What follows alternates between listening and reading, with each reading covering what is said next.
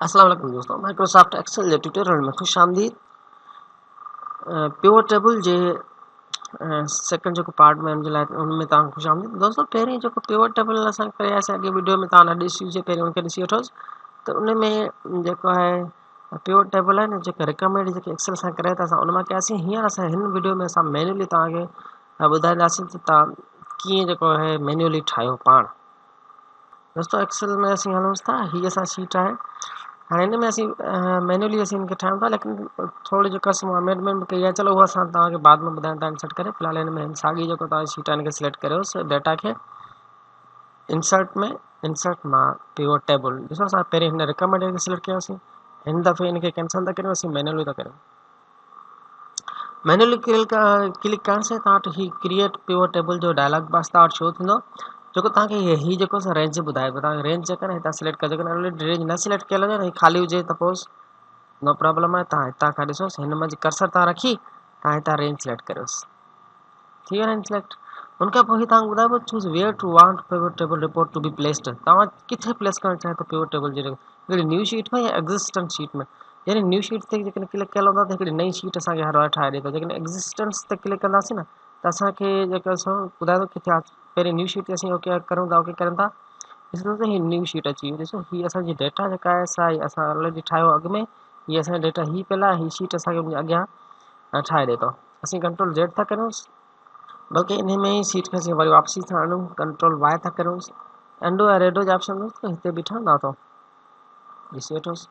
हीअ जेकॾहिं कंदो त अंडू थींदो, हीअ रेडो, ठीकु आहे। त हाणे असीं इन में फ़िलहाल न्यू शीट भले एड कई आहे, ओके। तव्हांखे मेन जेकी शइ सम्झाइणी आहे तव्हांखे ॿुधाए वठांसि। हाणे हितां ही पिवट टेबल जी फील्ड्स आहिनि, हिन में असांखे एड करिणो आहे रोज़ असीं कहिड़ा बेस ॾियणु चाहियूं था, वैल्यूज़ कहिड़ी असीं जेका असां कैलकुलेट करणु चाहियूं था, ऐं कॉलम इहे असीं जेको कीअं कॉलम शो करणु चाहियूं था। पहिरीं असीं जस्ट असीं हिनखे क्लिक कंदा ईंदासीं न, तॾहिं बि ऑटो ॾिसो असांखे पिवट टेबल असां क्लिक करियूं पिया, हुन पासे असांजो पिवट टेबल असांखे शो कराए पियो डेटा।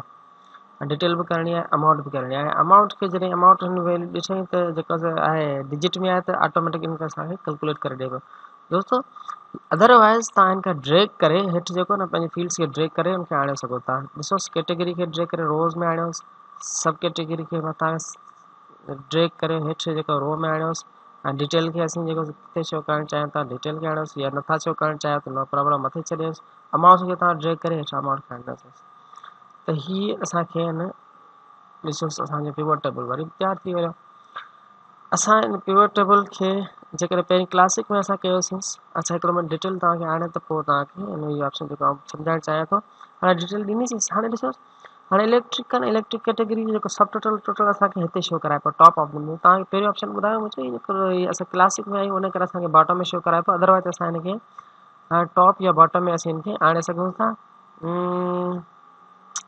आई थिंक सब टोटल में शो ऑल सब total bottom of the group. त असांखे हाणे ॾिसो सब टोटल इलेक्ट्रिक जो सब टोटल किथे पियो, बॉटम में असांखे शो कराए।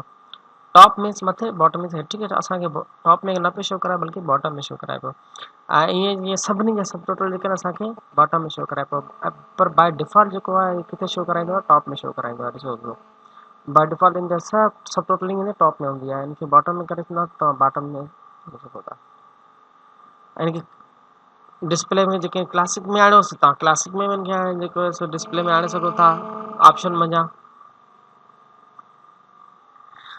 हिन में तव्हांखे दोस्तों हिकिड़ी ॿी ॻाल्हि बि ॿुधाईंदो हलां त असीं जेको डेटा खे न, हाणे डेटा असां इलेक्ट्रिक ॾिसो हिते शो थिए पई। असीं चाहियूं था त हिते जेको है कैटेगरीज़ जेका आहे हिते असांखे शो न थिए।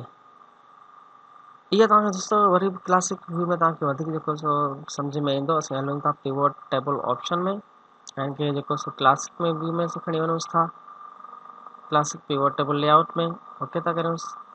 ठीक है, छो त हिन में ॾिसो कैटेगरीज़ खे असांखे अलॻि अलॻि करणी, कॉम्पैक्ट जेको फॉर्मेट लेआउट आहे उनमें असां न बल्कि टेबुलर में असांखे हाणे ॾींदासीं। अच्छा हिन में हाणे तव्हांखे ॿुधायो पियो त हीअ जेका डेटा असांजी आहे असां कैटेगरीज़ असीं चाहियूं था त कैटेगरी में असां सब कैटेगरी डिटेल अचे, लेकिन कैटेगराइज़ जेका उनखे असीं फिल्टर कॉलम में हाणे छॾूं था। हिन ते ॾिसो कैटेगरीज़ खे खणी तव्हां फिल्टर में आणियोसि। हाणे असांखे जस्ट ॾिसो सब कैटेगरी शो थिए पई। छाजी सब कैटेगरी थिए पई, हींअर ऑल सब कैटेगरी सभिनी जी शो थिए पई। ठीकु है, ऐं असीं चाहियूं था जस्ट असांखे इलेक्ट्रॉनिक्स कैटेगरी में असांखे शो थिए, हीअ सिर्फ़ु इलेक्ट्रॉनिक असांखे कैटेगरी शो करे पियो। अॻु में हिते फिल्टर्स हुआ न दोस्तो, फिल्टर्स ते हुआ लेकिन उनजी हेडिंग त असां मौजूदु हूंदी, लेकिन हिन दफ़े इहो मथे बसि फिल्टर हेडिंग आणे छॾेसि थो ऐं असांखे डेटा उन बेस ते ऑल ते क्लिक कंदव तव्हां ऑल में शो करे सघोसि था। दोस्तों ही वरी साॻी शीट खे मूं कॉपी करे हिन में हिकिड़ी शइ नओं कॉलम हिकिड़ो ऐड कया क्वांटिटी में, त असांखे क्वांटिटी जेका न उहा बि असांखे ॿुधाए त पिवट टेबल हाणे त इहो असीं हाणे इन साॻी शीट ते असीं जेको असां पिवट टेबल ठाहींदासीं। असीं न्यू शीट में न हुजे ऐं हिन में ही कॉलम जेको आहे न्यू कॉलम आहे, इहो असांखे क्वांटिटी आहे इहो बि असांखे कैलकुलेट करे ॿुधाए।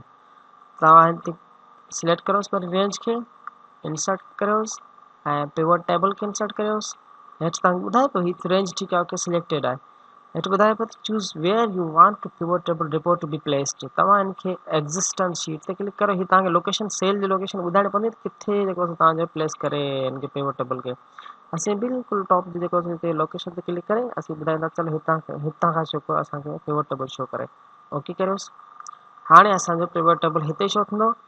असीं जेको सो हिनखे सभिनी खे क्लिक करूंसि था, ॾिसो कैटेगरीज़ खे, सब कैटेगरीज़ खे, डिटेल खे, क्वांटिटी, अमाउंट्स असां सभु असांखे शो थी वियो।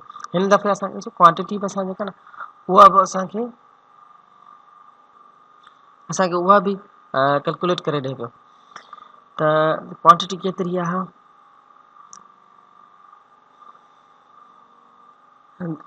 दोस्तों जेका कैलकुलेशन जो आहे असीं उहा बि कैलकुलेशन जी बि हिनजी नेचर चेंज करे सघूं था। हीअ असांखे करे पियो क्वांटिटी ॾिसो छा पियो करे ॾिए, सम ऑफ क्वांटिटी करे पियो ॾिए पियो। असीं हिनखे वेंदासीं जॾहिं view field setting, right click करे व्यू फील्ड सेटिंग में वेंदासीं न त हिते असां कैलकुलेट असां पंहिंजो फार्मूला उन बेस ते कैलकुलेट करे सघूं था। ॾिसो सम आहे असीं चवंदा काउंट करे ॾींदा, काउंट करे ओके ॿुधाए। हाणे हीअ असांखे आइटम जेके आहिनि उनजी काउंट करे ॿुधाए पियो, लिखो पियो count of quantity, sum of quantity न बल्कि मथां लिखियो पियो काउंट ऑफ क्वांटिटी। त काउंट केतिरी आहे, इलेक्ट्रॉनिक्स जा 6 आइटम्स आहिनि ऐं इलेक्ट्रॉनिक्स जा 16 आइटम आहिनि। हीअ असांखे काउंट करे ॿुधाए पियो, ठीकु आहे। हीअ सम ऑफ अमाउंट आहे, हीअ काउंट ऑफ अमाउंट आहे। त ईअं जो हीअं जेका असीं एवरेज जेका आहे असीं व्यू फील्ड सेटिंग में तव्हां ॾिसो एवरेज ते मैक्स तव्हां क्लिक करे सघो था। हाणे ॾिसोसि त मैक्स असांखे ॿुधाए पियो इलेक्ट्रॉनिक्स जा 10 जेके आहिनि से मैक्स आइटम्स आहिनि, जंहिंमें यानी क्वांटिटी में जेके न मैक्स जेका वैल्यू आहे असांजी उहा 10 ई आहे जेका इलेक्ट्रिक में खणे पियो ऐं वायर्स जी उहा बि 10 आहे। यानी कि मैक्स जेके काउंट में जेके वैल्यू आहे उहा असांखे ॿुधाए पियो। तव्हां फील्ड सेटिंग में तव्हां ॾिसो मिनिमम या काउंट आहे, एवरेज आहे, एवरेज असांखे ॿुधाईंदो त हर ॾिसो हाणे असांखे एवरेज ॿुधाए पियो इलेक्ट्रॉनिक्स जेको आहे न उनजी पर आइटम जेका एवरेज जेका क्वांटिटी आहे हेतिरी आहे। अच्छा, लेकिन असांखे हींअर सम कराइणो आहे, उन करे असीं सम ते क्लिक करे ओके कंदासीं। दोस्तों तव्हांखे हाणे हिन में काफ़ी जेको सो पिवट टेबल जा ऑप्शन्स क्लियर थी विया हलिया।